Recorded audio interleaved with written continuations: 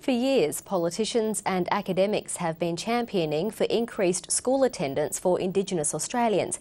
But it can be a daunting experience for students who have to travel hundreds of kilometres away from their communities to take up studies in the city.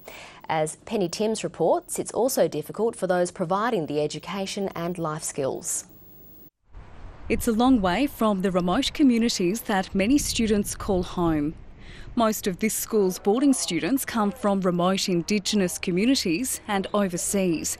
Adjusting is a challenge, not only for the students. The freedom that you have in a small environment isn't so easy to achieve in a larger environment, and they've got to fit into the routines and timetables and everything else that we have. So that's an issue for our students. It's a nightmare. It's really difficult. I think, when you strip everything back, I think the common denominator is that we're working with human beings.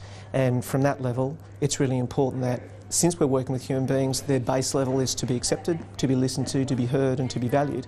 Teachers recently undertook training so they can better deal with cultural challenges. One group even toured the communities of some Indigenous pupils. They say it opened their eyes to new difficulties facing students after graduation.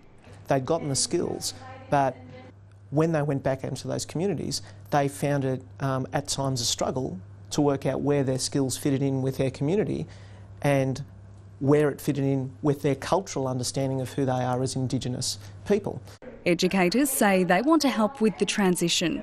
If we can somehow enmesh both of those things in a way which is going to make them feel empowered and valued, that's going to be a positive thing. They warn it will be a long and arduous task, but one that's vital to closing the gap on the educational divide. Penny Timms, ABC News,